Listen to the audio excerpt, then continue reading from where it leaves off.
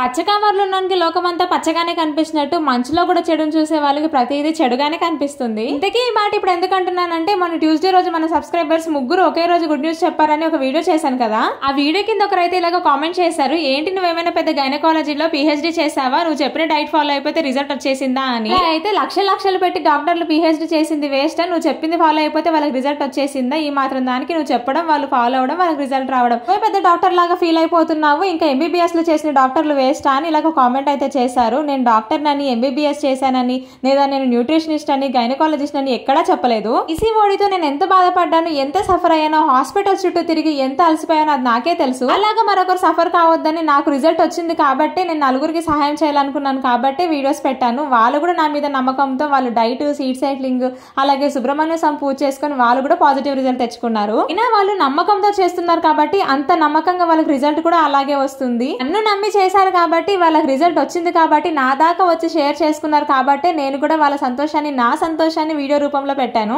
అయినా ఒకరి సంతోషాన్ని కూడా మీరు చూడలేకపోతున్నారు, ఒకరికి మంచి జరిగిందంటే కూడా మీరు నమ్మలేకపోతున్నారంటే అది మీకే వదిలేస్తున్నాను, ఇంకా మీ కండిషన్ ఎలా ఉందో. అయినా అనుభవానికి మించిన డాక్టరేట్, రీసెర్చ్ కి మించిన పిహెచ్డి మరొకటి ఉంటుందని అయితే నేను అనుకోను. నాలాగా ఏ ఆడపిల్ల బాధపడకూడదని, నాలాగా ఏ ఆడపిల్ల సఫర్ అవ్వకూడదని, ఎవరు కూడా అమ్మతనానికి దూరం అవ్వకుండా ఉండాలని నేను చేసిన ప్రయత్నాన్ని నలుగురితో పంచుకున్నాను. అయినా ఇలాంటి వాళ్ళకి ఎంత చెప్పినా తక్కువే గానీ మీరు మాత్రం లైక్ చేసి సబ్స్క్రైబ్ చేసుకోండి.